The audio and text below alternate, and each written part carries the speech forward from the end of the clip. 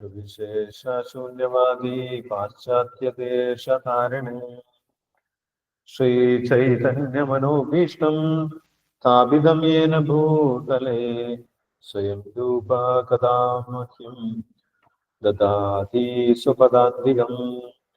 വന്ദേഹം ശ്രീഗുരോ ശ്രീയുതാപദകമലം ശ്രീഗുരും വൈഷ്ണവാംശ്ച ശ്രീരൂപം സാഗ്രജാതം സഹഗണ രഘുനാഥാനിതം തം സജീവം സാദ്വൈതം സാവധൂതം പരിജനസഹിതം കൃഷ്ണ ചൈതന്യദേവം ശ്രീരാധാകൃഷ്ണപാദാൻ സഹഗണ ലളിതാ ശ്രീവിശാഖാന്വിതാംശ.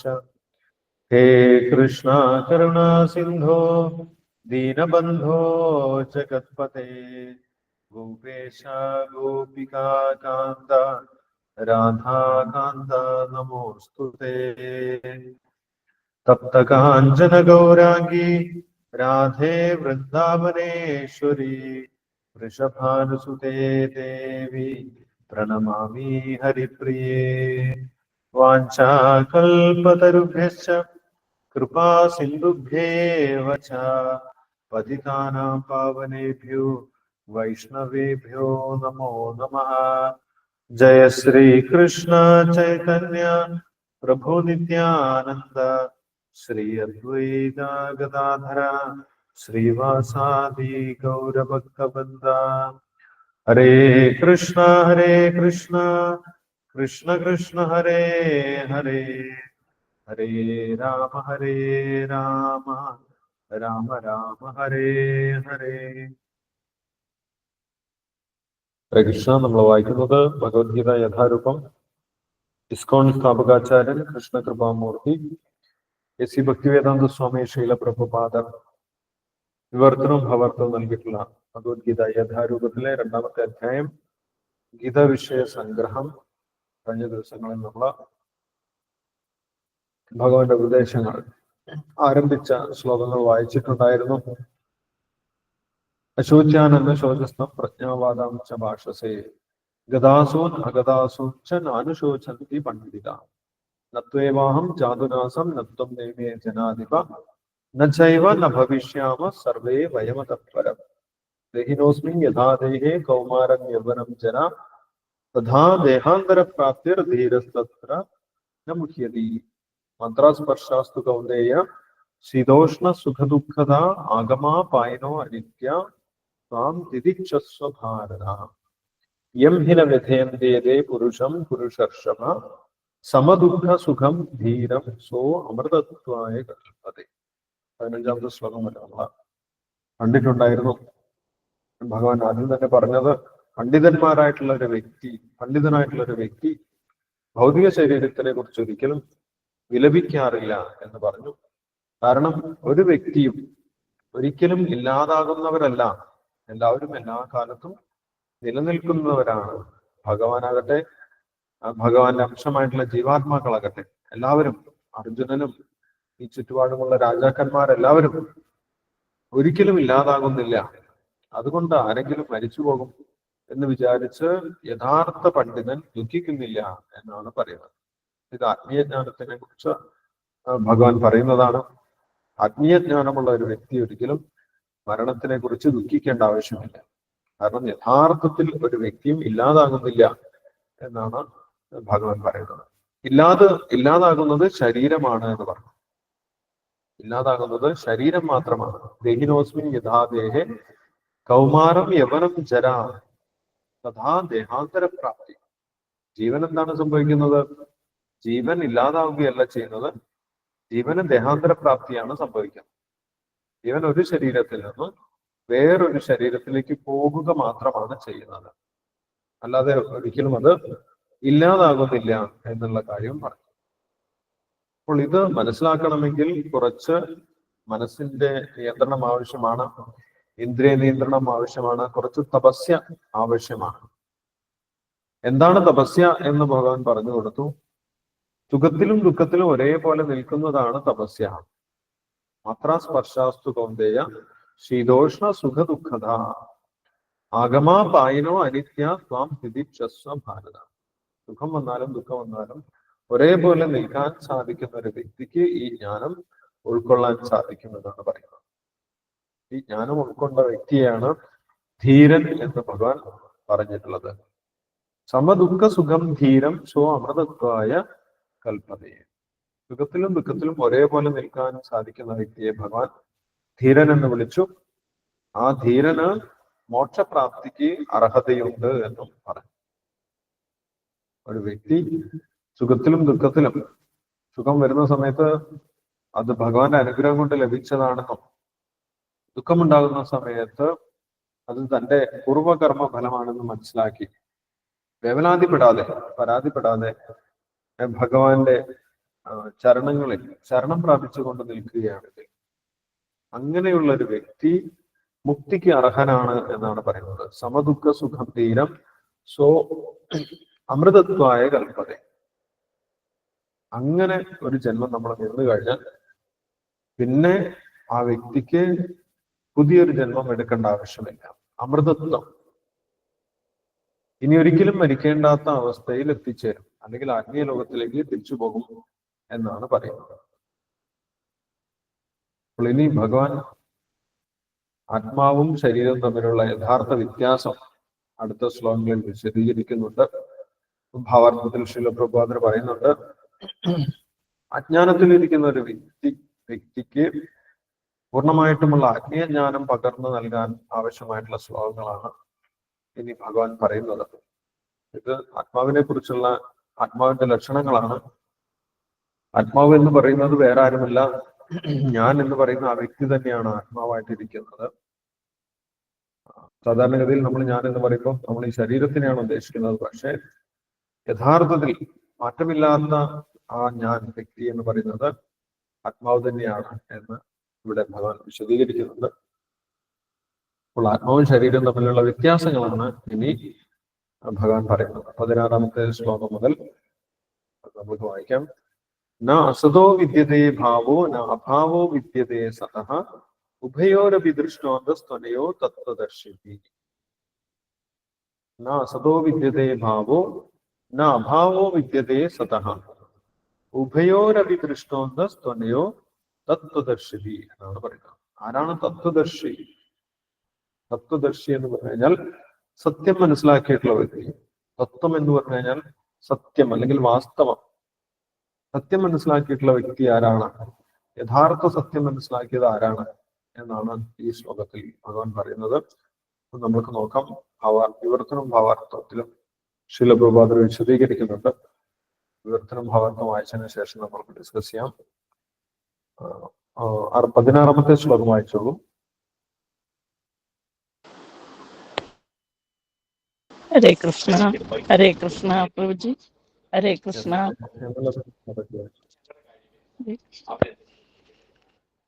നാസ്തോ വിദ്യതേ ഭാവോ ന ഭാവോ വിദ്യതേ സദഃ ഉഭയോരപി ദൃഷ്ടോ അന്തസ്തനയോ തദർശവീ. ഇല്ലാത്തതായ ഒന്നിനെ ഭൗതിക ശരീരം നിലനിൽപ്പില്ല. സനാതനമായതിന് ആത്മാവിന് നാശവുമില്ല. തത്വദർശികൾ ഇത് കണ്ടറിഞ്ഞവരത്രേ. രണ്ടിന്റെയും സ്വഭാവങ്ങൾ അറിഞ്ഞതിനു ശേഷമാണ് അവർ ഈ വസ്തുത അംഗീകരിച്ചത്. ഭാവാർത്ഥം. ശ്രീല പ്രഭുപാദ് ജയ്. മാറ്റം വന്നുകൊണ്ടേയിരിക്കുന്ന ശരീരം ശാശ്വതമല്ല. വ്യത്യസ്തങ്ങളായ സെല്ലുകളുടെ പ്രവർത്തനങ്ങളാലും പ്രതിപ്രവർത്തനങ്ങളാലും നിമിഷം തോറും ശരീരത്തിന്റെ മാറ്റങ്ങൾ ഉണ്ടാകുന്നു എന്ന് ആധുനിക വൈദ്യശാസ്ത്രം സമ്മതിച്ചിട്ടുണ്ട്. ശരീരത്തിന് വളർച്ചയും വാർദ്ധക്യവും ഇങ്ങനെയാണ് ഉണ്ടാകുന്നത്. ആത്മാവാകട്ടെ ശരീരത്തിന്റെയും മനസ്സിന്റെയും മാറ്റങ്ങളെ അതിജീവിച്ച് ശാശ്വതമായി നിലകൊള്ളുന്നു. ആത്മാവും ദ്രവ്യവും തമ്മിലുള്ള വ്യത്യാസം ഇതാണ്. സ്വാഭാവികമായി ശരീരം നിരന്തരം മാറിക്കൊണ്ടിരിക്കുന്നതും ആത്മാവ് ശാശ്വതവും അത്രേ. അവ്യക്തിഗത ബ്രഹ്മവാദികളും സകാരവാദികളുമായ എല്ലാ തത്വദർശികളുടെയും അഭിപ്രായമാണിത്. വിഷ്ണുവിനും അദ്ദേഹത്തിന്റെ വാസസ്ഥാനങ്ങൾക്കും സ്വയം പ്രകാശകമായ ആധ്യാത്മിക സ്ഥിതിവിശേഷം ഉണ്ടെന്ന് വിഷ്ണു പുരാണം 2:12-38 ഉദ്ഘോഷിക്കുന്നു. ജ്യോതിഷയും വിഷ്ണുർ ഭുവനാനി വിഷ്ണു അസത്ത് സത്ത് എന്നീ പദങ്ങൾ യഥാക്രമം ഭൗതിക പദാർത്ഥം, ആത്മാവ് എന്നിവയുമായി ബന്ധപ്പെടുത്തിയാണ് പ്രയോഗിച്ചിട്ടുള്ളത്. എല്ലാ തത്വദർശികളുടെയും അഭിപ്രായം ഇതാണ്. ആജ്ഞാനത്തിന് അടിമപ്പെട്ട് പരിഭ്രാന്തരാകുന്ന ജീവാത്മാക്കൾക്ക് വേണ്ടി ഭഗവാൻ നൽകുന്ന ഉപദേശം ഇവിടെ ആരംഭിക്കുകയാണ്. പൂജകനും തമ്മിലുള്ള ശാശ്വത ബന്ധം പുനഃസ്ഥാപിക്കപ്പെടുകയും അങ്ങനെ പരമപുരുഷനും തദംശങ്ങളായ ജീവാത്മാക്കൾക്കും തമ്മിലുള്ള വ്യത്യാസം എന്തെന്ന ബോധം ഉദിക്കുകയും ചെയ്യുമ്പോൾ ആജ്ഞത ശമിക്കുന്നു. തന്നെക്കുറിച്ച് നിഷ്കൃഷ്ടമായി പഠിക്കുന്ന ആൾ തനിക്കും സർവേശ്വരനായ കൃഷ്ണനും തമ്മിലുള്ള ബന്ധം പൂർണ്ണത്തിനും അംശത്തിനുമുള്ള അന്യന്യ ബന്ധം തന്നെ എന്ന് അറിയുമ്പോൾ ഭഗവാന്റെ പരമോന്നതാവസ്ഥ മനസ്സിലാക്കുന്നു. വേദാന്ത ഗ്രന്ഥങ്ങളിലും ഭാഗവതത്തിലും പരമപുരുഷനെ എല്ലാം പ്രദുർഭാവങ്ങളുടെയും ഉറവിടമായി അംഗീകരിച്ചിട്ടുണ്ട്. ഇങ്ങനെയുള്ള പ്രദുർഭാവങ്ങൾ ഉത്തമാധമ പ്രകൃതികളായാണ് അനുഭവപ്പെടുന്നത്.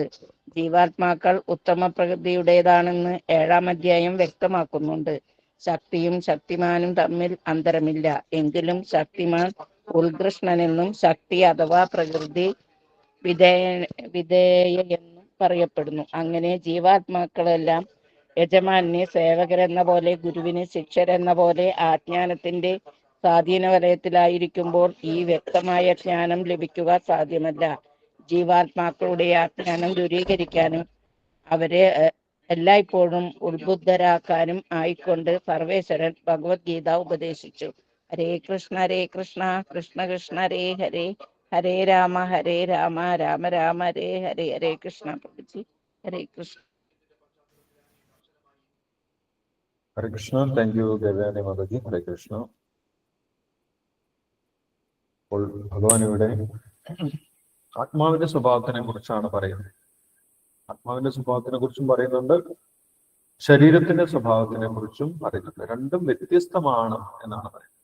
രണ്ടും ഒരേപോലെയല്ല, രണ്ടും വ്യത്യസ്ത സ്വഭാവങ്ങളുള്ളതാണ്. ശരീരത്തിന്റെ സ്വഭാവം വ്യത്യാസമാണ്, ആത്മാവിന്റെ സ്വഭാവം വ്യത്യാസമുള്ളതാണ്. രണ്ടും ഒരേപോലെയുള്ള സ്വഭാവമുള്ളതല്ല എന്നാണ് ഇവിടെ പറയുന്നത്. ഇത് രണ്ടും തമ്മിലുള്ള വ്യത്യാസം മനസ്സിലാക്കിയിട്ടുള്ള വ്യക്തിയാണ് ഭഗവാൻ എന്തെന്ന് വിളിക്കുന്നത്? തത്വദർശി എന്ന് വിളിക്കുന്നത്. ഉഭയോരപി ദൃഷ്ടോന്തസ്ത്വനയോ തത്വദർശി. തത്വദർശി എന്ന് പറഞ്ഞ് ഭഗവാൻ ആരെയാണ് പറയുന്നത്? ആരാണോ ശരീരത്തിന്റെ സ്വഭാവവും ആത്മാവിന്റെ സ്വഭാവം മനസ്സിലാക്കി അത് തമ്മിലുള്ള വ്യത്യാസം കൃത്യമായിട്ട് മനസ്സിലാക്കിയിട്ടുള്ളത് ആരാണോ അവരെയാണ് ഭഗവാൻ തത്വദർശി എന്ന് പറയുന്നത്. ഈ തത്വദർശി ഒരു ഗുരു ആവാൻ യോഗ്യതയുള്ളവരാണ്. തത്വദർശിയാണ് ജ്ഞാനം ഉപദേശിക്കുന്നത് എന്ന് 4-ാമത്തെ അധ്യായത്തിൽ ഭഗവാൻ പറയുന്നുണ്ട് അല്ലെ. ഉപദേശന്തി തേ ജ്ഞാനം ജ്ഞാനിന തത്വദർശിന തദ്വിധി പ്രണിപാതേന പരിപ്രശ്നേന സേവയ ഉപദേശന്തി തേ ജ്ഞാനം ജ്ഞാനിന തത്വദർശിന. അപ്പൊ ശരീരം എന്താണ്, ആത്മാവ് എന്താണ്, ശരീരവും ആത്മാവും തമ്മിലുള്ള വ്യത്യാസം കൃത്യമായിട്ട് മനസ്സിലാക്കിയിട്ടുള്ള വ്യക്തിയാണ് തത്വദർശി എന്ന് ഇവിടെ ഭഗവാൻ പറയുന്നു. അപ്പോൾ അത് തമ്മിലുള്ള വ്യത്യാസവും ഭഗവാൻ പറഞ്ഞു തരുന്നുണ്ട്. എന്താണ് വ്യത്യാസം? ആദ്യത്തെ ലൈനിൽ തന്നെ ആ വ്യത്യാസം ഭഗവാൻ പറഞ്ഞു കഴിഞ്ഞു. എന്താണ് വ്യത്യാസം? ന അസതോ വിദ്യതേ ഭാവോ ന അഭാവോ വിദ്യതേ സദാ. ഇതാണ് വ്യത്യാസം. ന അസതോ വിദ്യതേ ഭാവം ന അഭാവോ വിദ്യതേ സദാ. അസത്തിന് ഒരിക്കലും നിലനിൽപ്പില്ല എന്നാണ്. അസത് എന്ന് പറഞ്ഞു കഴിഞ്ഞാൽ ഈ ഭൗതിക വസ്തുക്കൾ, ഭൂമി, ജലം, വായു, അഗ്നി, ആകാശം, ഇങ്ങനെയുള്ള ഭൗതിക വസ്തുക്കൾ, ഇതിനെയാണ് ഭഗവാൻ അസത് എന്ന് പറയുന്നത്. ആ ഭൗതിക വസ്തുക്കൾ കൊണ്ടാണ് ശരീരവും നിർമ്മിച്ചിട്ടുള്ളത്. അപ്പോൾ ശരീരം എന്താണ്? അസത്താണ്. അസത്. ആ ശരീരത്തിന്റെ പ്രത്യേകത എന്താണ്? ന അസത്തോ വിദ്യതേ ഭാവോ. അതിന് നിലനിൽപ്പില്ല, ഭാവമില്ല, സ്ഥിരമായിട്ടുള്ള നിലനിൽപ്പില്ല. നമ്മൾ എത്ര കിണഞ്ഞ് പരിശ്രമിച്ചു കഴിഞ്ഞാലും, നമ്മൾ എന്തെല്ലാം ചെയ്തു കഴിഞ്ഞാലും, നമ്മൾ എന്തെല്ലാം ജോലി ചെയ്തു കഴിഞ്ഞാലും, നമ്മൾ എന്തെല്ലാം സംരക്ഷണങ്ങൾ കൊടുത്തു കഴിഞ്ഞാലും ശരീരം എന്ത് സംഭവിക്കും? ശരീരം നശിച്ചു പോകും അല്ലെ. ലോകത്തിൽ എന്തൊക്കെയോ ആളുകൾ പല രീതിയിൽ ഈ ശരീരത്തിനെ സംരക്ഷിക്കാൻ ശ്രമിക്കുന്നു. പക്ഷെ ശരീരത്തിനെ എല്ലാ കാലത്തേക്കുമായിട്ട് നമുക്ക് ഒരിക്കലും സംരക്ഷിക്കാൻ സാധിക്കും. അത് ഇല്ലാണ്ടായി പോകുന്നതാണ്. അതാണ് ഭഗവാൻ പറയുന്നത് ന അസതോ വിദ്യതേ ഭാവോ. അതിന് ഭാവമില്ല, അത് മാറിക്കൊണ്ടിരിക്കുന്നതാണ്. അതിന് ഒരേപോലെ നിലനിൽക്കാൻ സാധിക്കില്ല. അല്ലെ, നമ്മുടെ ശരീരം തന്നെ നമ്മൾ നോക്കിക്കഴിഞ്ഞാൽ അത് മാറിപ്പോയി. അല്ല, ഒരു 10 വർഷം മുന്നേയുള്ള നമ്മുടെ ശരീരമല്ല ഇപ്പോൾ നമ്മുടെ ശരീരം. അതിന് ഒരുപാട് മാറ്റം വന്നു. ഓരോ ദിവസവും കഴിയുന്നതോറും നമ്മുടെ ശരീരം മാറിക്കൊണ്ടിരിക്കും. മോഡേൺ സയൻസ് അനുസരിച്ച് നോക്കുകയാണെങ്കിലും 10 വർഷം മുന്നേ നമ്മളെ ശരീരത്തിൽ ഉണ്ടായിരുന്നുള്ള ഒരു കെമിക്കൽസും ഇപ്പോൾ ഇല്ല എന്നാണ് പറയുന്നത്. എല്ലാം മാറി, എല്ലാം പുതുതായിട്ടുള്ള വസ്തുക്കളാണ് വന്നിട്ടുള്ളത്. അതുകൊണ്ടാണ് നമ്മൾ ദിവസം ഭക്ഷണം കഴിക്കുന്നത്. അല്ലെ, ശരീരത്തിലേക്ക് പുതിയ പുതിയ വസ്തുക്കൾ വന്നുകൊണ്ടിരിക്കുന്നു, പഴയ വസ്തുക്കളെ പോയിക്കൊണ്ടിരിക്കുന്നു. ശരീരത്തിൽ നിന്ന് ഒരുപാട് വസ്തുക്കൾ അങ്ങനെ പൊഴിഞ്ഞു പോയിക്കൊണ്ടേ ഇരിക്കുന്നുണ്ട് എന്നാണ്. നമ്മൾ താമസിക്കുന്ന റൂമില്, നമ്മളൊരു മുറിയിൽ താമസിക്കുന്നുണ്ടെങ്കിൽ ആ മുറിയിൽ പരിശോധിച്ച് നോക്കി കഴിഞ്ഞാൽ കാണാൻ പറ്റും ശരീരത്തിൽ നിന്ന് ലക്ഷക്കണക്കിന് കോശങ്ങൾ പൊഴിഞ്ഞു പോയിക്കൊണ്ടിരിക്കുന്നു. മൈക്രോസ്കോപ്പിന്റെ സഹായത്തോടു കൂടി നമ്മൾക്ക് ഇതൊക്കെ കാണാൻ സാധിക്കും. നമ്മുടെ ശരീരത്തിൽ നിന്ന് കോശങ്ങളൊക്കെ പൊഴിഞ്ഞു പോയിക്കൊണ്ടിരിക്കും. എത്രയോ വസ്തുക്കൾ നമ്മുടെ ശരീരത്തിൽ നിന്ന് ദിവസവും പൊഴിഞ്ഞു പോയിക്കൊണ്ടേയിരിക്കുകയാണ് എന്നാണ് പറയുന്നത്. അപ്പൊ അത് മാറിക്കൊണ്ടിരിക്കുന്നു, അത് നിലനിൽപ്പില്ല. അല്ലെ, നമ്മുടെ ശരീരത്തിൽ രക്തകോശങ്ങളൊക്കെ മാറിക്കൊണ്ടേയിരിക്കുന്നു. രക്തകോശങ്ങൾക്കൊക്കെ വളരെ കുറച്ച് ദിവസമേ ആയുസും, 20 ദിവസം ഒക്കെ ആയുസും. അപ്പൊ അതെല്ലാം മാറിക്കൊണ്ടിരിക്കുന്നതാണ്. അതാണ് ഇവിടെ ഭഗവാൻ പറയുന്നത്, ഈ അസത്തായിട്ടുള്ള ഭൗതിക വസ്തുക്കൾക്ക് നിലനിൽപ്പില്ല, അത് മാറിക്കൊണ്ടിരിക്കുന്നതാണ്. ഒരേപോലെ നിൽക്കാൻ അതിനൊരിക്കലും സാധിക്കില്ല. ന അസതോ വിദ്യതേ ഭാവോ, അതിന് ഭാവമില്ല. എന്തിന്? അസത്തിനൊരിക്കലും ഭാവമില്ല. ന അഭാവോ വിദ്യതേ സദാ. അപ്പൊ അത് ശരീരത്തിനെ കുറിച്ചാണ് പറഞ്ഞത്. ശരീരത്തിന് ഒരിക്കലും നിലനിൽപ്പില്ല. നമ്മൾ എത്ര ശ്രമിച്ചു കഴിഞ്ഞാലും അത് മാറിക്കൊണ്ടേയിരിക്കും, നിരന്തരമായിട്ട് മാറിക്കൊണ്ടിരിക്കും. ദിവസവും അത് മാറിക്കൊണ്ടിരിക്കുന്നു. അവസാനം പൂർണ്ണമായിട്ട് അത് മാറുകയും ചെയ്യും. ന അഭാവോ വിദ്യതേ സദാ എന്നാണ് പറയുന്നത്. ഇനി സത്തിന്, സത് എന്ന് പറയുന്നത് ആത്മാവിനെ ഉദ്ദേശിച്ചാണ്, അല്ലെങ്കിൽ ആത്മീയമായിട്ടുള്ള എല്ലാ വസ്തുക്കളെയും ഉദ്ദേശിച്ചാണ് സത് എന്ന് പറയുന്നത്. സത്തിന് എന്തില്ല? ന അഭാവോ വിദ്യതേ സദാ. സത്തിന് അഭാവവുമില്ല. അഭാവം എന്ന് പറഞ്ഞു കഴിഞ്ഞാൽ അത് ഇല്ലാതാകുന്ന ഒരവസ്ഥ, അത് തേഞ്ഞ് ഇല്ലാതാകുന്നു, അങ്ങനെയില്ല. അല്ലെങ്കിൽ അതിന് മാറ്റം വരുന്നു, ശരീരം മാറും പോലെ അങ്ങനെ മാറി മാറി വരുന്നു, അങ്ങനെ മാറുന്നില്ല. അതിനൊരിക്കലും അഭാവമില്ല എന്നാണ് ഭഗവാൻ. അതിനൊരിക്കലും മാറ്റമില്ല. അതാണ് സത്തിന്റെ പ്രത്യേകത, അല്ലെങ്കിൽ ആത്മാവിന്റെ പ്രത്യേകത. അപ്പൊ ഇതാണ് അടിസ്ഥാനപരമായിട്ടുള്ള വ്യത്യാസം ഭഗവാൻ പറയുന്നു. ശരീരം മാറിക്കൊണ്ടേയിരിക്കുന്നതാണ്, നിരന്തരമായിട്ട് മാറിക്കൊണ്ടിരിക്കുന്നതാണ്. അതിനെ മാറ്റമില്ലാതാക്കാൻ ആർക്കും സാധിക്കുകയില്ല. അതൊരിക്കലും നിലനിൽക്കുകയുമില്ല എന്നാണ് പറയുന്നത്. സ്ഥിരമായിട്ട് അതിനെ നമ്മൾക്ക് നിലനിർത്തിക്കൊണ്ടുവരാൻ സാധിക്കും. നമ്മൾ എത്ര പരിശ്രമിച്ചാലും അതില്ലാതാകും. ന അസതോ വിദ്യതേ ഭാവോ ന അഭാവോ വിദ്യതേ സദാ. ആത്മാവിനാണെങ്കിലോ ഒരിക്കലും ഇല്ലാതാക്കാനും സാധിക്കില്ല. അഭാവം അതിനില്ല. ശരീരത്തിന് എന്തൊക്കെ സംഭവിച്ചു കഴിഞ്ഞാലും ആ ആത്മാവിന് ഒരിക്കലും അഭാവമില്ല. ഇനി ശരീരം പൂർണ്ണമായിട്ട് ഇല്ലാതായി പോയി കഴിഞ്ഞാലും അതിനെന്തില്ല? അഭാവമില്ല. അത് ഇല്ലാതായി പോകുന്നില്ല. ഇതാണ് ശരീരവും ആത്മാവും തമ്മിലുള്ള വ്യത്യാസം ഭഗവാൻ പറഞ്ഞു തരുന്നത്. ഇത് മനസ്സിലായാൽ തന്നെ നമ്മൾക്ക് വലിയ ആശ്വാസം ഉണ്ടാകും, അല്ലെ? പക്ഷെ ഇത് മനസ്സിലാകുന്നത് അത്ര എളുപ്പമല്ല എന്നാണ് പറയുന്നത്. ഇത് മനസ്സിലാക്കിയ വ്യക്തിയെ ഭഗവാൻ വിളിക്കുന്നു തത്വദർശി. ഭഗവാൻ ഒരു ഡിഗ്രി അവർക്ക് കൊടുക്കുന്നതാണ്, ഒരു പേര്, ക്വാളിഫിക്കേഷൻ, അവരുടെ സ്കോളർഷിപ്പാണ്. എന്താണ്? തത്വദർശിയാണ്.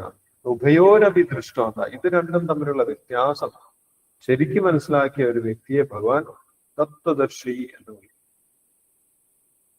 എന്താണ് നിലനിൽക്കുന്നത്, എന്താണ് നിലനിൽക്കാത്തത് എന്ന് തിരിച്ചറിഞ്ഞ ഒരു വ്യക്തിയാണ് ഭഗവാൻ തത്വദർശി എന്ന് വിളിക്കുന്നത്. അപ്പോൾ ഇതിൽ എന്താണ് നിലനിൽക്കുന്നത് എന്ന് ഉദ്ദേശിച്ചത് ആത്മാവിനെയാണെന്നും നിലനിൽക്കാത്തത് ശരീരത്തെയാണെന്നും ശ്രീല പ്രഭുപാദർ ഭാവാർത്ഥത്തിൽ വിശദീകരിക്കുന്നു. ഇനി സത്ത് എന്നതുകൊണ്ട് ആത്മാവിനെ മാത്രമല്ല ഭഗവാനെയും ഉദ്ദേശിക്കുന്നുണ്ട്, പരമാത്മാവിനെയും ഉദ്ദേശിക്കുന്നുണ്ട്, അതേപോലെ പരമാത്മാവിന്റെ ലോകത്തെയും ഉദ്ദേശിക്കുന്നുണ്ട്, അല്ലെങ്കിൽ ഭഗവാന്റെ ലോകത്തിനെയും ഉദ്ദേശിക്കുന്നുണ്ട് എന്ന് പറയും. ആത്മാവിന് മാത്രമല്ല നാശമില്ലാത്തത്, പരമാത്മാവിനും ഭഗവാനും ഭഗവാന്റെ ലോകത്തിനും ഒന്നും നാശമില്ല. ആ ഒരു ശ്ലോകം വിഷ്ണു പുരാണത്തിൽ നിന്നുള്ള ശ്ലോകം ഇവിടെ ശിലപ്രഭാതം വിശദീകരിക്കുന്നുണ്ട്. ജ്യോതിഷിയും വിഷ്ണുവർ ഭുവനാന് വിഷ്ണു. വിഷ്ണുവിനും അദ്ദേഹത്തിന്റെ വാസസ്ഥാനങ്ങൾക്കും സ്വയം പ്രകാശകമായ ആധ്യാത്മിക സ്ഥിതിവിശേഷമുണ്ടെന്ന് വിഷ്ണു പുരാണം ഉദ്ഘോഷിക്കുന്നു. അപ്പോൾ രണ്ടു തരം ലോകത്തിനെ കുറിച്ച് ഭഗവത്ഗീതയിൽ പറയുന്നുണ്ട്. ഇനി 8ാമത്തെ അധ്യായത്തിലും പറയുന്നുണ്ട്. രണ്ടു തരം ലോകമുണ്ട്. ഒന്ന് ഭൗതികമായിട്ടുള്ള ലോകം, ഒന്ന് ആത്മീയ ലോകം. ആ ആത്മീയ ലോകത്തിന് സനാതനമായിട്ടുള്ള ലോകം എന്നാണ് പറയുന്നത്. സനാതനം, ഒരിക്കലും നശിക്കാത്തതാണ് എന്നാണ് പറയുന്നത്. ഭൗതിക ലോകം നശിച്ചു പോയിക്കൊണ്ടിരിക്കുന്നതാണ്, നശിച്ചുകൊണ്ടിരിക്കുന്നതാണ്. ഭൂത്വാ ഭൂത്വാ പ്രളീയത എന്നാണ് ഭൗതിക ലോകത്തിനെ കുറിച്ച് ഭഗവത്ഗീതയിൽ പറയുന്നത്. അവ്യക്താദ്വ്യക്ത സനാതന എന്നാണ് ആത്മീയ ലോകത്തിനെ കുറിച്ച് ഭഗവാൻ ഭഗവത്ഗീതയിൽ പറയുന്നത്. അപ്പോൾ ഇത് രണ്ടും തമ്മിലും വ്യത്യാസമുണ്ട്.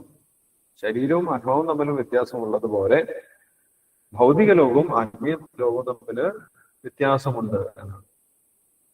ഭൗതിക ലോകത്തിന്റെ പ്രത്യേകത എന്താണ്? ഭൂത്വാ ഭൂത്വാ പ്രളീയത. അത് വീണ്ടും വീണ്ടും സൃഷ്ടി, അവിടെ സൃഷ്ടി നടന്നുകൊണ്ടിരിക്കും. പിന്നെന്ത് സംഭവിക്കും? കുറെ കാലം കഴിയുമ്പോൾ പ്രളീയത, അത് നശിച്ചു പോകും. അതാണ് ഭൗതിക ലോകത്തിന്റെ പ്രത്യേകത. അപ്പൊ അത് മാറി മാറിക്കൊണ്ടിരിക്കുന്നതാണ്. ഭൗതിക ലോകം വീണ്ടും വീണ്ടും സൃഷ്ടിക്കപ്പെടുന്നു, വീണ്ടും വീണ്ടും നശിപ്പിക്കപ്പെടുന്നു.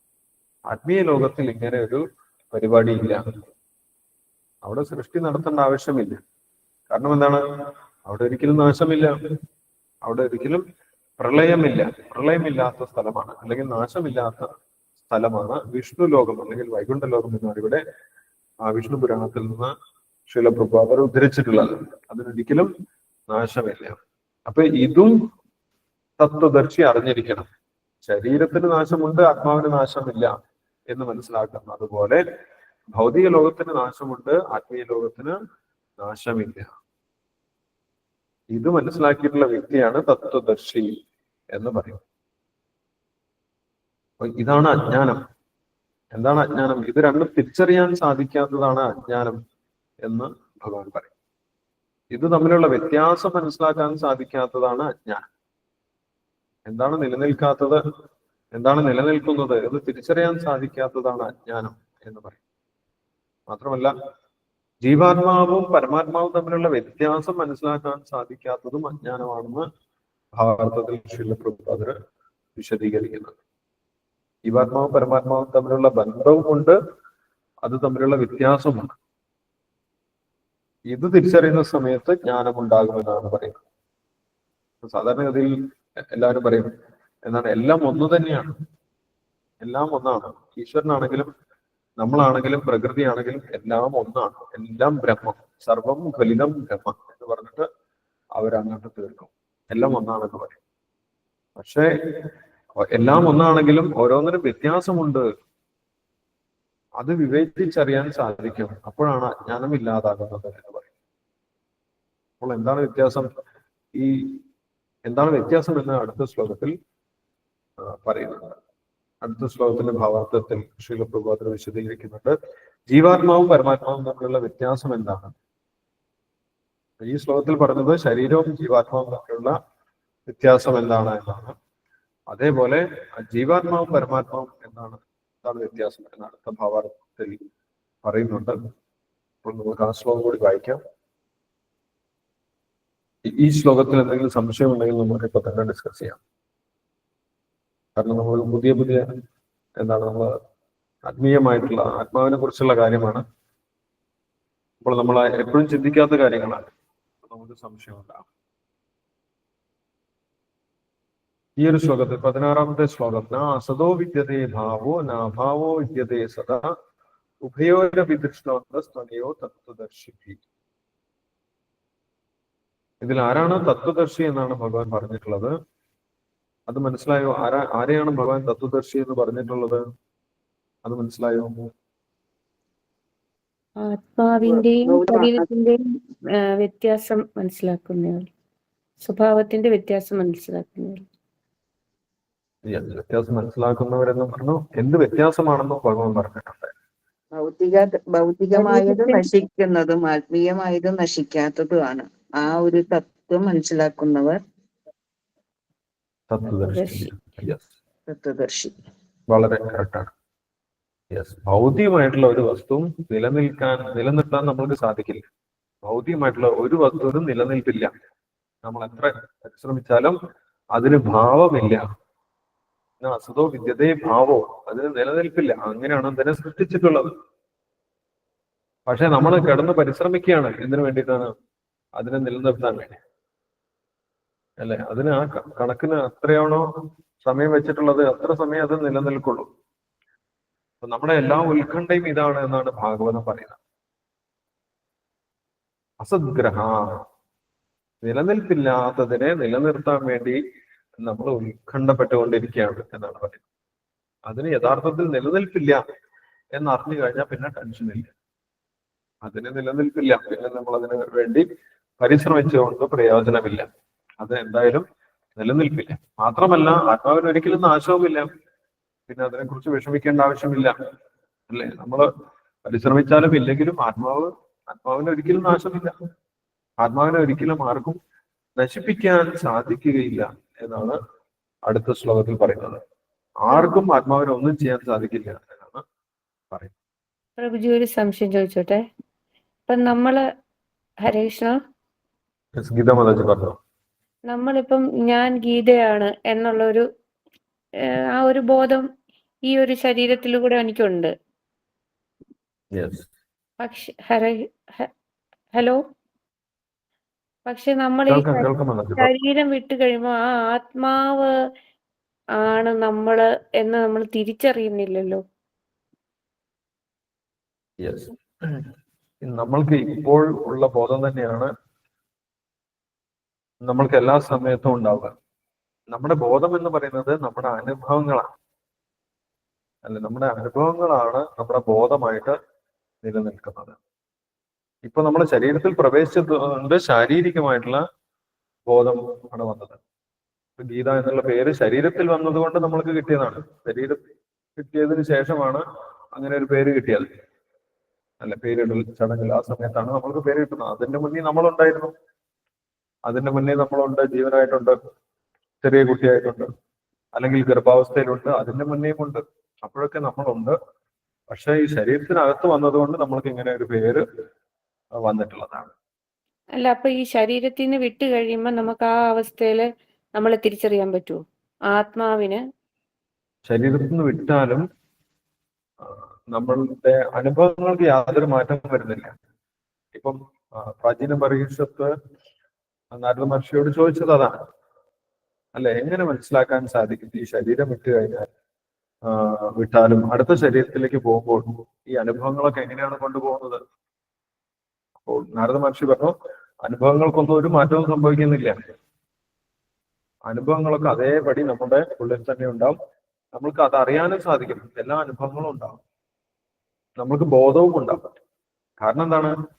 ഇതെല്ലാം ബോധവും അനുഭവമൊക്കെ സൂക്ഷിച്ചു വെച്ചിരിക്കുന്നത് മനസ്സിലും ബുദ്ധിയിലും അഹങ്കാരത്തിലും. അതില്ലാതാകുന്നില്ല. നമ്മൾ ഈ പുറമേയുള്ള ശരീരം മാത്രമേ ഉപേക്ഷിക്കുന്നുള്ളൂ.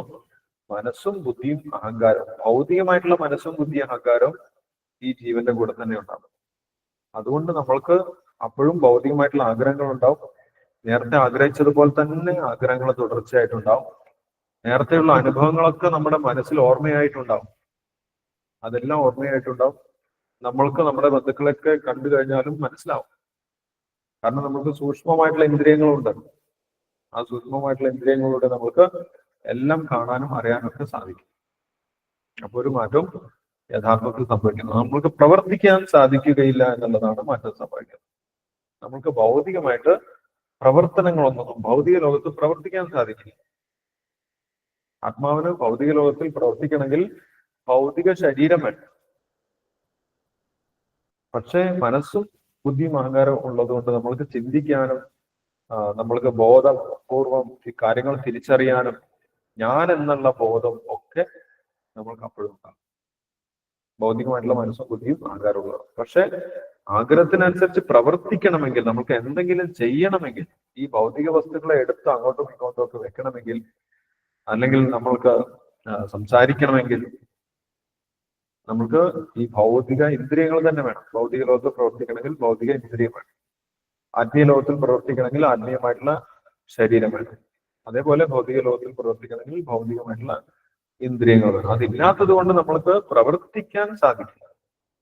നമ്മൾ വിചാരിച്ചതുപോലെ ഒന്നും ചെയ്യാൻ സാധിക്കില്ല. പക്ഷെ നമ്മൾക്ക് എല്ലാം അറിയാനും ചിന്തിക്കാനും ആഗ്രഹിക്കാനും ഒക്കെ ആ സമയത്ത് സാധിക്കും. അതിൽ യാതൊരു വ്യത്യാസമില്ല. താങ്ക് യു പ്രവർത്തിക്കാൻ മാത്രമേ നമുക്ക് സാധിക്കാതിരിക്കൂ. ഹരേ കൃഷ്ണ. അപ്പൊ നമ്മൾ സാധാരണ വിചാരിക്കുന്നത് ഇതെല്ലാം പോയി പോകും എന്നാണ് നമ്മൾ വിചാരിക്കുന്നത്, അല്ലെ? സാധാരണ മരണം എന്ന് പറഞ്ഞു കഴിഞ്ഞാൽ എല്ലാം ഇല്ലാതാവും, പിന്നെ ശൂന്യം, പിന്നെ ഒന്നുമില്ല, അങ്ങനെയാണ് നമ്മൾ വിചാരിക്കുന്നത്. പക്ഷെ അത് ഈ ആത്മാവിനെ കുറിച്ച് നമ്മളെ കുറിച്ച് അറിയാത്തത് കൊണ്ടാണ്, നമ്മൾ ആരും പഠിപ്പിക്കാത്തത് കൊണ്ടാണ്. സ്പിരിച്വൽ എഡ്യൂക്കേഷൻ നമ്മൾ കിട്ടുന്നില്ല, ആത്മാവിനെ കുറിച്ച് നമ്മൾക്ക് ആരും പറഞ്ഞു തരുന്നില്ല. അതുകൊണ്ട് നമ്മൾ ബ്ലൈൻഡായിട്ട് വിചാരിക്കുകയാണ് ഇതെല്ലാം ഇല്ലാതായി പോകും, എല്ലാം ശൂന്യമായി പോകും. അങ്ങനെ ഒരിക്കലും സംഭവിക്കുന്നില്ല, അല്ലെ? പല ആളുകൾക്കും ഇത് ഈ ഒരു ജന്മത്തിൽ തന്നെ ഇതിന്റെ അനുഭവം ഉണ്ടാകും. നിയർ ഡെത്ത് എക്സ്പീരിയൻസ് എന്ന് നമ്മൾ നോക്കിക്കഴിഞ്ഞാൽ കാണാം. ഒരുപാട് ആളുകൾക്ക് നിയർ ഡെത്ത് എക്സ്പീരിയൻസ് ഉണ്ടായിട്ട്, ചില ആളുകൾക്ക് ഹാർട്ട് അറ്റാക്ക് ഒക്കെ വന്നിട്ട് ആ മരിച്ചു എന്നുള്ള അവസ്ഥയിൽ എത്തിയിട്ടുണ്ടാവും. പക്ഷെ പിന്നീട് വീണ്ടും ഹാർട്ടിന്റെ പ്രവർത്തനം വീണ്ടും തുടരുന്ന സമയത്ത് അവർക്ക് ശരീരത്തിൽ പ്രവർത്തിക്കാൻ സാധിക്കും. ആ സമയത്ത് ഒരു ടൈം ഗ്യാപ്പിൽ അവർക്ക് എക്സ്ട്രാ ബോഡി എക്സ്പീരിയൻസ് ഉണ്ടാവും. ശരീരത്തിന് പുറത്ത് കിടന്നാൽ എങ്ങനെയാണോ സംഭവിക്കുന്നത് ആ ഒരു എക്സ്പീരിയൻസ് ഉണ്ടാവും. അപ്പോൾ അവർക്ക് മനസ്സിലാവും ശരീരത്തിന്റെ പുറത്ത് കിടന്നാലും എല്ലാം എനിക്ക് മനസ്സിലാവുന്നുണ്ട്, ഒരു മാറ്റവും ഇല്ലല്ലോ എന്നവർക്ക് മനസ്സിലാവും. അപ്പോഴാണ് അവർക്ക് ബോധ്യപ്പെടുന്നത് മരിച്ചു കഴിഞ്ഞാലും ഞാൻ അതേപോലെ തന്നെ നിലനിൽക്കുന്നുണ്ട് എന്നവർക്ക് ബോധ്യപ്പെടും. ഒരുപാട് എക്സ്പെരിമെന്റ്സ് നമുക്ക് കാണാൻ സാധിക്കും. യൂട്യൂബിലൊക്കെ നിയർ ഡെത്ത് എക്സ്പീരിയൻസ് നമ്മൾക്ക് ഒരുപാട് അവരുടെ എക്സ്പീരിയൻസ് കാണാൻ സാധിക്കും. ഉറക്കത്തിൽ ഉണ്ടാകുന്ന എക്സ്പീരിയൻസ് അതാണ്, അല്ലെ? ഉറക്കത്തിൽ യഥാർത്ഥത്തിൽ ഒരു ഷോർട്ട് ടേം നിയർ ഡെത്ത് ആണ്, മീൻസ് ഷോർട്ട് ടേം ഡെത്ത് ആണ്. എന്താണ് ചെയ്യുന്നത്? ഉറക്കത്തിൽ നമ്മൾ ശരീരത്തിന്റെ പുറത്തേക്ക് പോകുന്നുണ്ട്, ജീവാത്മാവ് ശരീരത്തിന്റെ പുറത്തേക്ക് പോകുന്നുണ്ട്. പ്രാണൻ ശരീരത്തിൽ നിലനിർത്തിക്കൊണ്ട് ജീവാത്മാവ് പുറത്തേക്ക് ചുറ്റി സഞ്ചരിക്കാൻ പോകും. അങ്ങനെ ഒരുപാട് അനുഭവങ്ങൾ ഉണ്ടാകും. ആ അനുഭവങ്ങളാണ് സ്വപ്നമായിട്ട് നമ്മൾ അനുഭവിക്കുന്നത്. അത് യഥാർത്ഥത്തിൽ നമ്മൾ അനുഭവിക്കുന്നതാണ്. തിരിച്ചു വരുന്ന സമയത്ത്, ശരീരത്തിൽ കയറുന്ന സമയത്ത് ആണ് നമ്മൾ ഉണരുന്നത്. അപ്പോൾ ഈ അനുഭവങ്ങളൊക്കെ മറന്നു, അതാണ് സംഭവിക്കുന്നത്. അപ്പോൾ നമ്മുടെ ഈ ഭൗതിക ഇന്ദ്രിയങ്ങൾ ഇല്ലാതെ തന്നെ നമുക്ക് കാണാനും കേൾക്കാനൊക്കെ സാധിക്കുന്നുണ്ട്. സ്വപ്നത്തിൽ നമ്മൾ കാണുന്നത് നമ്മുടെ ഈ കണ്ണ് ഉപയോഗിച്ചിട്ടല്ല, പക്ഷെ വ്യക്തമായിട്ട് നമ്മൾക്ക് കാണാൻ സാധിക്കും, അല്ല? പല കാഴ്ചകളും നമ്മൾ കാണും, ഇതുവരെ കാണാത്ത കാഴ്ചകളൊക്കെ. അത് ഈ കണ്ണുകൊണ്ട് കാണുന്നതാണോ? കണ്ണുകൊണ്ട് കാണുന്നതല്ല, നമ്മുടെ സൂക്ഷ്മമായിട്ടുള്ള ഇന്ദ്രിയങ്ങൾ കൊണ്ട് അനുഭവിക്കുന്നതാണ്. അപ്പൊ അതും ഒരു ഔട്ട് ഓഫ് ബോഡി എക്സ്പീരിയൻസ് ആണ്. സ്വപ്നം കാണുക എന്ന് പറയുന്നത് യഥാർത്ഥത്തിൽ ഒരു ഔട്ട് ഓഫ് ബോഡി എക്സ്പീരിയൻസ് ആണ്. യഥാർത്ഥത്തിൽ ചെറിയൊരു ഡെത്താണ് സ്വപ്നത്തിൽ, ഉറക്കത്തിൽ സംഭവിക്കുന്നത്. അപ്പോൾ ആ ആത്മാവ് തിരിച്ചു വരുന്ന സമയത്ത്, നമ്മൾ തിരിച്ച് ശരീരത്തിൽ കയറുന്ന സമയത്താണ് ബോഡി വീണ്ടും വർക്ക് ചെയ്യുന്നത്, ഉണരുന്നത്. തീരെ തിരിച്ചു കയറാതായി പോയി കഴിഞ്ഞാൽ പിന്നെ അദ്ദേഹം മരിച്ചു പോകും, അല്ലെ? അങ്ങനെ സംഭവിക്കും. അപ്പോൾ ഈ ഭൗതിക ശരീരത്തിന്റെ ആവശ്യമില്ല എന്നാണ് പറയുന്നത്. നമുക്ക് അനുഭവങ്ങൾ ഉണ്ടാകുന്നതിനും ബോധമുണ്ടാകുന്നതിനും ഈ ഒരു ഭൗതിക ശരീരത്തിന്റെ ആവശ്യം. അത് അടുത്ത ശ്ലോകത്തിൽ ശിലപ്രഭാതനെ വിശദീകരിക്കുന്നുണ്ട്. അടുത്ത ശ്ലോകം കൂടി വായിക്കാൻ സമയമുണ്ട്. 17ാമത്തെ ശ്ലോകം. അവിനാശിതു തദ്വിദ്ധി ഏന സർവമിദം തദം വിനാശം അഭ്യസ്യാസ്യ ന കശ്ചിത് കർത്തും അർഹതി. വിവൃത്തം ഭവാർത്ഥം വായിച്ചോളും, അതിനുശേഷം നമുക്ക് ഡിസ്കസ് ചെയ്യാം.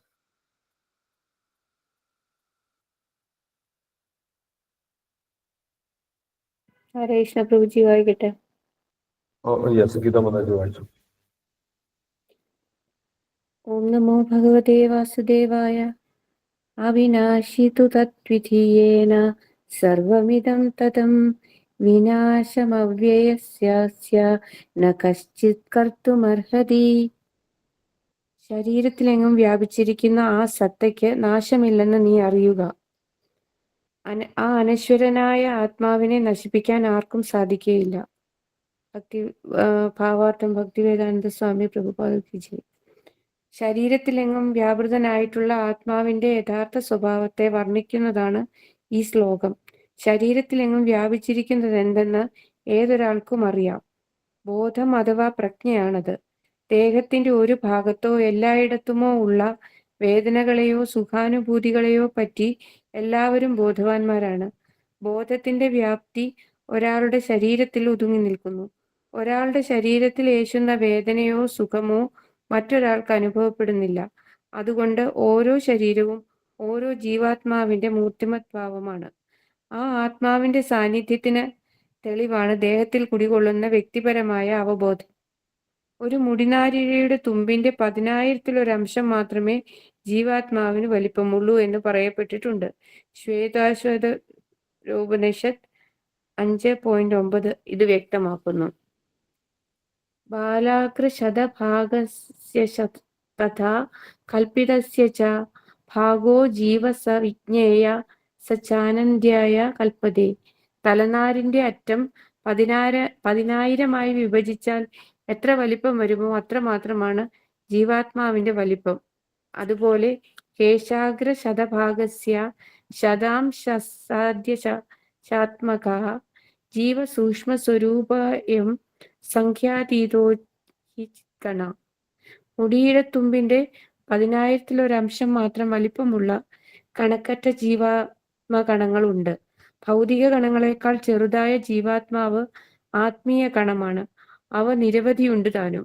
ഭൗതിക ശരീരത്തിന്റെ അടിസ്ഥാന തത്വമാണ് ഈ ചെറിയ ആത്മീയ സ്ഫുലിംഗം.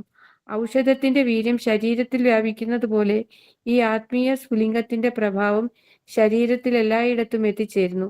ആത്മാവിന്റെ ഈ പ്രഭാവം അവബോധമായി ശരീരത്തിലെങ്ങും അനുഭവപ്പെടുന്നു. ഇത് ആത്മാവിന്റെ സാന്നിധ്യത്തെ കുറിക്കുന്നു.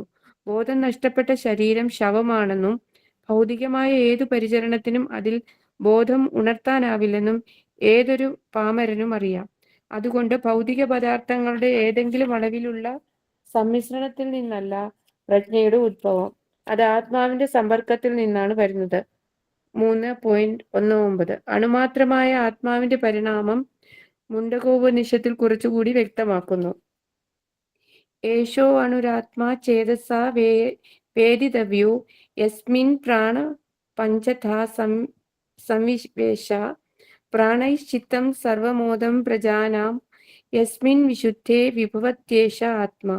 പരമാണുപ്രായനായ ആത്മാവിനെ തികഞ്ഞ ബുദ്ധിശക്തി കൊണ്ട് അറിയാവുന്നതാണ്. ഇത് പ്രാണൻ, അപാനൻ, വ്യാനൻ, സമാനൻ, ഉദാനൻ എന്നീ 5 വിധം വായുഭേദങ്ങളിൽ പൊങ്ങിക്കിടക്കുന്നു. ജീവനുള്ളവയുടെ എല്ലാം ഹൃദയത്തിൽ കുടിയിരുന്നു കൊണ്ട് ശരീരത്തിലെങ്ങും അതിന്റെ പ്രഭാവം ചെലുത്തുന്നു. 5 വിധം ഭൗതിക വായുക്കളുടെ മാലിന്യത്തിൽ നിന്ന് വിമുക്തനാകുമ്പോഴാണ് അതിന്റെ ആത്മീയ പ്രഭാവം വെളിപ്പെടുത്തുന്നത്. വിശുദ്ധമായ ജീവാത്മാവിനെ ആവരണം ചെയ്ത് ചലിക്കുന്ന ഈ വായു പഞ്ചകത്തെ വ്യത്യസ്തങ്ങളായ ആസനമുറകളുടെ സഹായത്താൽ നിയന്ത്രിക്കലാണ് ഹഠയോഗത്തിന്റെ ലക്ഷ്യം. ഭൗതികമായ ഒരു നേട്ടത്തിനു വേണ്ടിയുള്ളതല്ല ഈ യോഗം. ഭൗതിക അന്തരീക്ഷത്തിലെ കുരുക്കുകളിൽ നിന്ന് അണുമാത്രനായ ആത്മാവിനെ മോചിപ്പിക്കുക എന്നതാണ്. അണുരൂപനായ ജീവാത്മാവിന്റെ ഘടന ഇങ്ങനെയാണെന്ന് എല്ലാ വൈദിക ഗ്രന്ഥങ്ങളിലും പറയുന്നു. ബുദ്ധിയുള്ള ഏതൊരാൾക്കും അനുഭവം മുൻനിർത്തി അത് സത്യമാണെന്ന് ബോധ്യപ്പെടുകയും ചെയ്യും. ഈ അണ്വാകാരനായ ജീവാത്മാവിനെ സർവവ്യാപിയായ വിഷ്ണു തത്വമെന്ന് കരുതാൻ മൂഢന്മാർക്ക് മാത്രമേ കഴിയൂ. ജീവാത്മ പ്രഭാവം ഒരു പ്രത്യേക ശരീരത്തിൽ മാത്രം വ്യാപ്തമാണ്. അണുമാത്രനായ ഈ ആത്മാവ് എല്ലാ ജീവികളുടെയും ഹൃദയത്തിൽ വാഴുന്നു എന്ന് മുണ്ടകോപനിഷത്ത് സിദ്ധാന്തിക്കുന്നു. ഈ സൂക്ഷ്മാണുവിനെ അളന്ന് തിട്ടപ്പെടുത്തൽ ഭൗതിക ശാസ്ത്രജ്ഞന്മാരുടെ കഴിവിനതീതമാണ്. അതുകൊണ്ട് അവരിൽ ചിലർ അങ്ങനെ ഒരാത്മാവില്ലെന്ന വിഡ്ഢിത്തം കലർന്ന വാദം ഉന്നയിക്കുന്നു. തീർച്ചയായും അണുമാത്രനായ ജീവാത്മാവ് പരമാത്മാവോട് കൂടി ഹൃദയത്തിലുണ്ട്. അതുകൊണ്ട് ശാരീരിക പ്രവർത്തനങ്ങൾക്ക് ആവശ്യമായ ഊർജം അത്രയും അവിടെ നിന്ന് ഉദ്ഭവിക്കുകയും ചെയ്യുന്നു. ശ്വാസകോശങ്ങളിൽ നിന്ന് പ്രാണവായു ഉൾക്കൊണ്ട് നീങ്ങുന്ന രക്താണുക്കൾക്ക് ഊർജം പകർന്നു കൊടുക്കുന്നത് ആ ജീവാത്മാവാണ്. ജീവാത്മാവ് ഈ സ്ഥാനത്ത് നിന്ന് മാറിയാൽ രക്തോത്പാദനത്തിനുള്ള ശരീരത്തിന്റെ ശക്തി നഷ്ടമാകുന്നു. വൈദ്യശാസ്ത്രം ചുവന്ന രക്താണുക്കളുടെ പ്രാധാന്യത്തെ അംഗീകരിച്ചിട്ടുണ്ട്. എങ്കിലും ഊർജത്തിന്റെ ഉറവിടം ആത്മാവാണെന്ന് തീർത്തു പറയാൻ കഴിഞ്ഞിട്ടില്ല. പക്ഷേ ശാരീരിക ശക്തികൾക്കെല്ലാം ആ സ്ഥാനം ഹൃദയമാണെന്ന് ആധുനിക വൈദിക ശാസ്ത്രം സമ്മതിക്കുന്നുണ്ട്. പരമപുരുഷന്റെ ഈ അംശങ്ങളെ സൂര്യപ്രകാശത്തിന്റെ തന്മാത്രകളോട് ഉപമിക്കാം. എണ്ണമറ്റ തീപ്താണുക്കളുണ്ട് സൂര്യപ്രകാശത്തിൽ. അതുപോലെ പരമപുരുഷന്റെ പ്രകാശരശ്മികളിലെ ആണവ സ്ഫുലിംഗങ്ങളാണ് ഭഗവത് ദംശങ്ങൾ.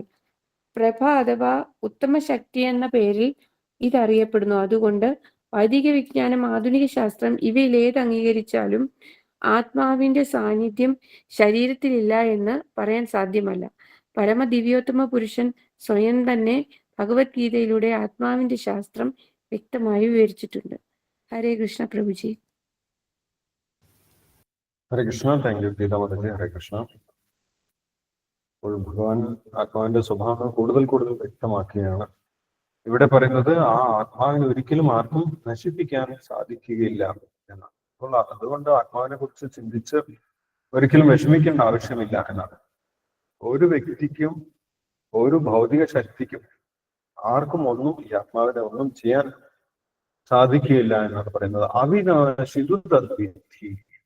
അർജുനോട് ഭഗവാൻ പറയുകയാണ്, നീ അറിയണം, തദ്വിദ്ധി, അത് നീ അറിയണം. എന്താണ് അറിയേണ്ടത്? അവിനാശി, അത് അവിനാശിയാണ്, അത് ഒരിക്കലും നശിക്കാത്തതാണ് എന്നാണ് പറയുന്നത്. അവിനാശിതു തദ്വിദ്ധി. ജീവാത്മാവിനെ കുറിച്ച് നീ അറിഞ്ഞിരിക്കണം. എന്താണ് അറിയേണ്ടത്? അത് അവിനാശിയാണ്, ഒരിക്കലും നശിക്കാത്തതാണ്. നീ വിചാരിക്കുന്നത് അത് നശിച്ചു പോകുന്നു എന്നാണ്. അല്ലെ, ശരീരം നശിക്കുമ്പോൾ ആ ആത്മാവും ജീവനും ബോധവും ഒക്കെ നശിച്ചു പോകുന്നു എന്നാണ് വിചാരിക്കുന്നത്. പക്ഷെ അതൊരിക്കലും നശിക്കുന്നില്ല എന്നാണ് ഭഗവാൻ പറയുന്നത്. അവിനാശിതു തദ്വിദ്ധി ഏന സർവമിതം തതം. ആത്മാവ് എന്ത് ചെയ്യുന്നുണ്ട്? അതിന് വ്യാപിക്കാനുള്ള ശക്തിയുണ്ട്. ഭൗതികമായിട്ടുള്ള വസ്തുക്കളിൽ അതിന് വ്യാപിക്കാം. അത് അതിന്റെ ഒരു പ്രത്യേകതയാണ്. ഏന സർവമിതം തതം. ജീവാത്മാവ് ഒരു ശരീരത്തിൽ മുഴുവൻ വ്യാപിച്ചിരിക്കുകയാണ്. അല്ല, അതുകൊണ്ടാണ് നമ്മുടെ ശരീരത്തിൽ ഏത് ഭാഗത്ത് തൊട്ട് കഴിഞ്ഞാലും നമ്മൾക്ക് അതിന്റെ അനുഭവം ഉണ്ടാകുന്നത്. ഏത് ശരീരത്തിന്റെ ഏത് ഭാഗത്ത് നടക്കുന്ന കാര്യങ്ങൾ നമ്മൾ അറിഞ്ഞുകൊണ്ടിരിക്കണം. കാരണം ആ ശരീരത്തിൽ ആ ഭാഗത്ത് മുഴുവൻ ആ ജീവാത്മാവിന്റെ പ്രജ്ഞ, അതിന്റെ ബോധം വ്യാപിച്ചിരിക്കുകയാണ് എന്നാണ്. അപ്പോൾ പക്ഷെ ഈ ജീവൻ ലോകം മുഴുവൻ വ്യാപിക്കുന്നില്ല. ചില ആളുകൾ വിചാരിക്കുന്നത് അങ്ങനെയാണ്. ഈ ജീവാത്മാവ് യഥാർത്ഥത്തിൽ വിശ്വം മുഴുവൻ വ്യാപിച്ചു കിടക്കുന്നതാണ്. നമ്മളിപ്പോൾ മായയിലായതുകൊണ്ടാണ് നമ്മൾക്ക് അങ്ങനെ മനസ്സിലാവാത്തത് എന്നാണ് ചില ആളുകൾ പറയുന്നത്. പക്ഷെ വിശ്വം മുഴുവൻ വ്യാപിച്ചിരിക്കുന്നത് പരമാത്മാവാണ്. അല്ലെ, പരമാത്മാവാണ് ലോകം മുഴുവൻ വ്യാപിച്ചിരിക്കുന്നത്. അന്ധാന്തരസ്ഥം പരമാണു ചയാന്തരസ്ഥം. അത് ഭഗവാന്റെ ശക്തിയാണ്. പരമാത്മാവിന് ലോകത്തിൽ എല്ലാ സ്ഥലത്ത് നടക്കുന്നതും കാര്യം അറിയാം.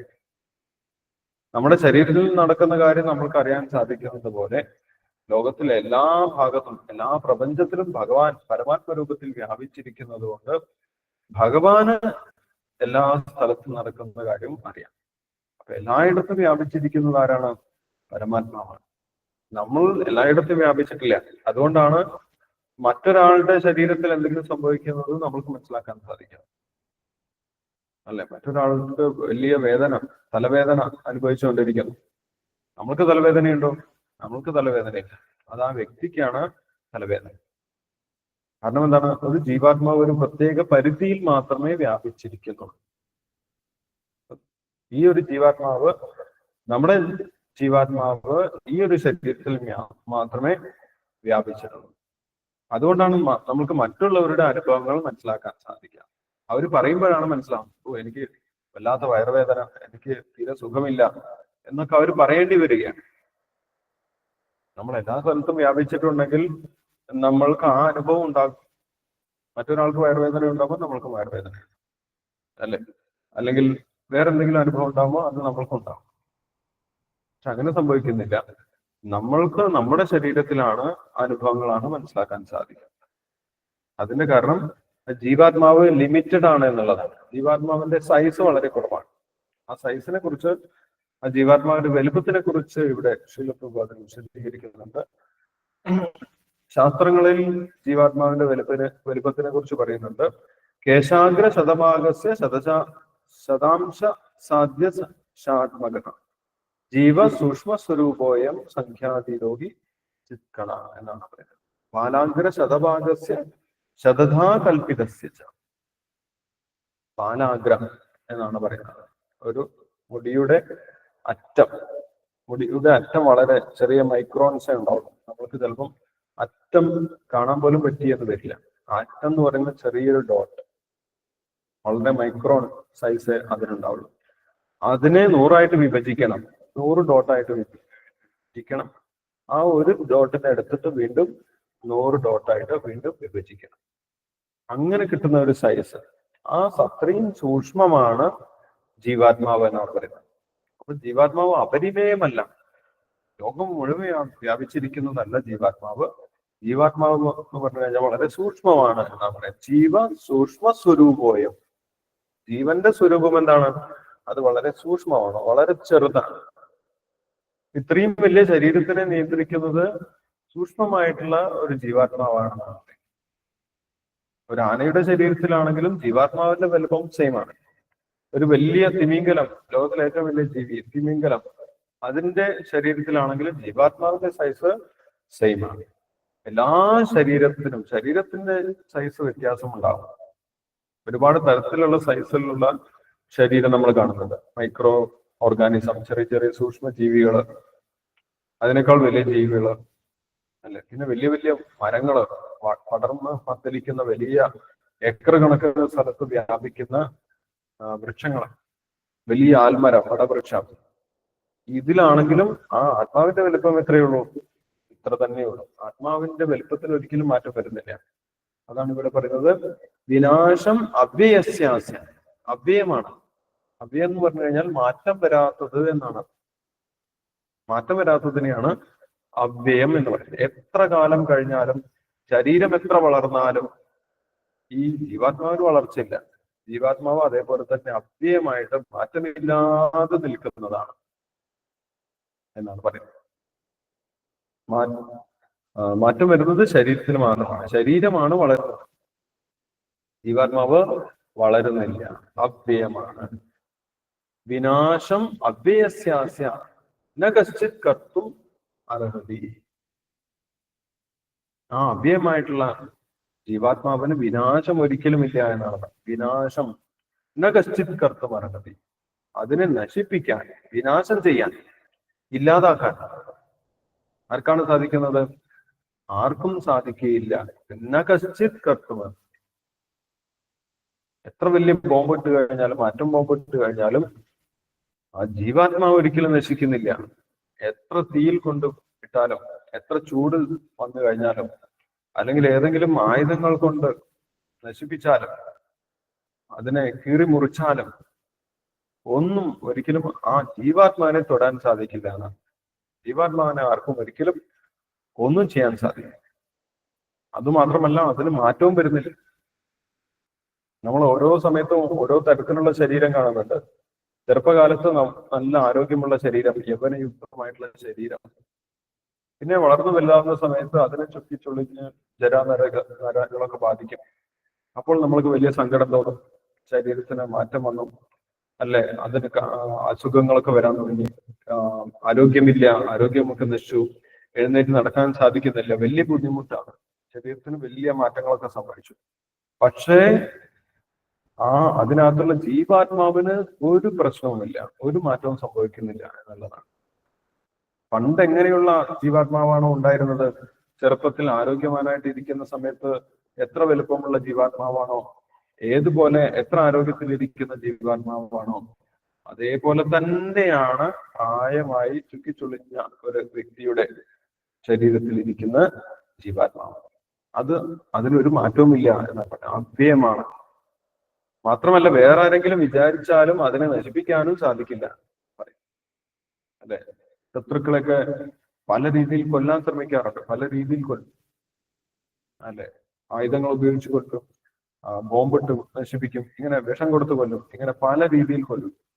പക്ഷെ ഈ ജീവാത്മാവിനെ ഒരിക്കലും ആർക്കും കൊല്ലാനൊന്നും സാധിക്കില്ല, കൊല്ലാൻ സാധിക്കില്ല, നശിപ്പിക്കാൻ സാധിക്കില്ല, ഇല്ലാതാക്കാൻ സാധിക്കില്ല. അതിനൊരു മാറ്റവും വരുന്നില്ല എന്നാണ് പറയുന്നത്. ഏത് ആരോഗ്യമില്ലാത്ത അവസ്ഥയിലാണെങ്കിലും ജീവാത്മാവ് അതേപോലെ തന്നെ മാറ്റമില്ലാതെ നിൽക്കുന്നതാണ് എന്നാണ് ഇവിടെ ഭഗവാൻ പറഞ്ഞു കൊടുക്കുന്നത്. അത് നമ്മൾ അറിഞ്ഞിരിക്കണം എന്നാണ് ഭഗവാൻ പറയുന്നത്. അവിനാശിതു തദ്വിദ്ധി, അത് അറിയണം. ഏന സർവമിതം തഥം, ഈ ശരീരത്തിൽ മുഴുവൻ വ്യാപിച്ചിരിക്കുന്ന ആ ജീവാത്മാവിന് ഒരിക്കലും നാശമില്ല, ഇനി നശിപ്പിക്കാൻ സാധിക്കുകയുമില്ല. സൃഷ്ടിച്ചു കഴിഞ്ഞു, ഇനി അതിനെ നശിപ്പിക്കാൻ സാധിക്കില്ല. വിനാശം അവ്യസ്യാസ്യ കച്ചിത് കർത്തും അർഹതി. അപ്പം എത്ര കാലത്തേക്ക് ജീവിച്ചിരിക്കും എന്ന് ചോദിച്ചു കഴിഞ്ഞാൽ കാലാകാലത്തേക്ക് ജീവിച്ചിരിക്കും. അല്ലെ, ജീവാത്മാവ് എത്ര കാലം ജീവിച്ചിരിക്കും?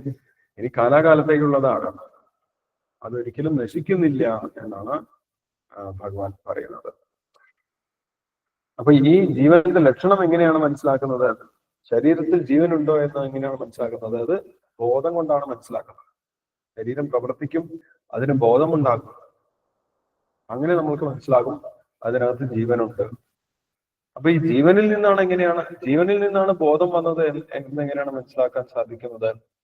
വേറൊരു വസ്തുവിൽ നിന്നും ബോധം വരുന്നില്ല എന്നതാണ്. അല്ലെ, ഏതെങ്കിലും ഒരു ഭൗതിക വസ്തുവിൽ നിന്നും ബോധം വന്നതായിട്ട് നമ്മൾക്ക് കാണാൻ സാധിക്കില്ല. ഒരു ഭൗതിക വസ്തുവിന് ബോധമില്ല. ഭൂമി, ജലം, അഗ്നി, വായു, ആകാശം ഇങ്ങനെയുള്ള വസ്തുവിൽ നിന്നൊന്നും ബോധം വരുന്നില്ല, അതിന് ബോധമില്ല. ഈ ഒരു കെമിക്കൽസിനും ബോധമില്ല. കെമിക്കൽ എലമെന്റ്സിനെ കുറിച്ച് നമ്മൾ പഠിക്കുന്നുണ്ട്. ആ ഒരു കെമിക്കൽ എലമെന്റ്സിനോ ആ കെമിക്കൽ എലമെന്റ്സിന്റെ ഏത് കോമ്പിനേഷനോ ഒരിക്കലും ബോധമുണ്ടാക്കാൻ ആർക്കും സാധിച്ചിട്ടില്ല. അല്ലെ, ശാസ്ത്രജ്ഞന്മാർ പറയുന്നുണ്ട് ഞങ്ങള് കെമിക്കൽസ് ഉപയോഗിച്ച് ജീവൻ ഉണ്ടാക്കും എന്ന് പറയുന്നതല്ലാതെ ഒരിക്കലും കെമിക്കൽസിൽ നിന്നും ജീവനെയോ അല്ലെങ്കിൽ ബോധത്തിനെയോ ഉണ്ടാക്കാൻ ഒരിക്കലും ആർക്കും സാധിക്കുകയില്ല. കാരണം ബോധം എന്ന് പറയുന്നത് ജീവന്റെ ലക്ഷണമാണ്. അപ്പോൾ ഈ ഒരു ജീവനെ നമ്മൾ മനസ്സിലാക്കുന്നത് നേരിട്ട് കണ്ടുകൊണ്ടല്ല, അതിനെ ബുദ്ധി ഉപയോഗിച്ചാണ് മനസ്സിലാക്കുന്നത് എന്ന് പറയും. നേരിട്ട് നമ്മൾക്ക് ഇതിനെ ഇന്ദ്രിയങ്ങൾ കൊണ്ട് മനസ്സിലാക്കാൻ സാധിക്കുന്നില്ല. അത് കാരണം അതിന്റെ സ്വഭാവം ആത്മീയമാണ്. ആത്മീയമായിട്ടുള്ള ജീവാത്മാവിനെ ഭൗതികമായിട്ടുള്ള ശരീരം കൊണ്ട് മനസ്സിലാക്കാൻ സാധിക്കില്ല. അപ്പോൾ ഈ ആത്മാവിനെ എങ്ങനെയാണ് മനസ്സിലാക്കുന്നത്? ബുദ്ധിഗ്രാഹ്യം അതീന്ദ്രിയം, ബുദ്ധി കൊണ്ടാണ് ആത്മാവിനെ മനസ്സിലാക്കുന്നത് എന്ന് പറയും. അപ്പോൾ ഇത്രയും കാര്യങ്ങൾ ഇവിടെ ഭാവാർത്ഥത്തിൽ ശീലപ്രഭാതം വിശദീകരിക്കുന്നുണ്ട്. ജീവാത്മാവിന് ഒരിക്കലും നാശമില്ല എന്ന് പറയുന്നു. അതേപോലെ ജീവാത്മാവ് ഓരോ പ്രത്യേകം ശരീരത്തിൽ മാത്രമാണ് വ്യാപിച്ചിരിക്കുന്നത്, ലോകം മുഴുവൻ വ്യാപിച്ചിട്ടില്ല എന്ന് പറയുന്നത്. ജീവാത്മാവിന്റെ സ്വഭാവം, സൈസ് പറയുന്നത്, ജീവാത്മാവിന്റെ വലിപ്പം പറഞ്ഞു, അത് വളരെ സൂക്ഷ്മമാണ് എന്ന് പറഞ്ഞു. മാത്രമല്ല ജീവാത്മാവിനെ ലക്ഷണം കൊണ്ടാണ് മനസ്സിലാക്കുന്നത്. ലക്ഷണം കൊണ്ടാണ് മനസ്സിലാക്കുന്നത്, ബോധം നോക്കിയിട്ടാണ് മനസ്സിലാക്കുന്നത് എന്ന് പറയും. ഈ ബോധം എന്ന് പറയുന്നത് ജീവാത്മാവിന് മാത്രമുള്ള സവിശേഷതയാണ്. ഒരു ഭൗതിക വസ്തുവിനും ബോധം നൽകാൻ സാധിക്കുകയില്ല എന്നുള്ള കാര്യം ശീലപ്രഭാതം വിശദീകരിക്കുന്നുണ്ട്. മാത്രമല്ല ഈ ജീവാത്മാവ് പരമാത്മാവിന് തുല്യമാണ് എന്ന് കരുതുന്നത് ശരിയല്ല എന്നും പറയുന്നത്. അല്ല, കാരണം എന്താണ്? ജീവാത്മാവ് ഒരു ശരീരത്തിൽ മാത്രമാണ് വ്യാപിച്ചിരിക്കുന്നത്. പരമാത്മാവ് ലോകം മുഴുവൻ എല്ലാ ശരീരത്തിലും വ്യാപിച്ചിരിക്കുന്ന വ്യക്തിയാണ്. അപ്പൊ നമ്മൾ പരമാത്മാവിന് തുല്യമല്ല എന്നുള്ള കാര്യം ശീലപ്രഭാതം വിശദീകരിക്കുന്നുണ്ട്. അത് ഇനിയുള്ള അടുത്ത അധ്യായങ്ങളിലും അത് വിശദമായിട്ട് പറയുന്നുണ്ട്, ജീവാത്മാവും പരമാത്മാവും തമ്മിലുള്ള വ്യത്യാസങ്ങൾ. ഓക്കെ, ഈ ശ്ലോകത്തിൽ എന്തെങ്കിലും സംശയം ഉണ്ടെങ്കിൽ നമുക്കിപ്പം ഡിസ്കസ് ചെയ്യാം. അതിനുശേഷം നമുക്ക് ശ്ലോകം വായിക്കാം. ഈ ശ്ലോകത്തിൽ എന്തെങ്കിലും സംശയമുണ്ടോ? അവിനാശിതു തദ്വിധി ഏന സർവമിദം തതം വിനാശം അവ്യസ്യാസ്യ ന കച്ചിത് കർത്തും അർഹതി. ജീവാത്മാവ് അവിനാശിയാണെന്ന് ഭഗവാൻ വീണ്ടും ഉറപ്പിച്ചു പറയുകയാണ്. ഇത് ശരീരം മുഴുവൻ വ്യാപിച്ചിരിക്കുന്നതാണ്, ഇതിനെ നശിപ്പിക്കാൻ ആർക്കും സാധിക്കുകയില്ല എന്നാണ് ഭഗവാൻ പറയുന്നത്. വിനാശം അവ്യസ്യാസ്യ ന കശ്ചിത് കർത്തും അർഹതി. ഓക്കെ, എന്തെങ്കിലും സംശയമുണ്ടോ?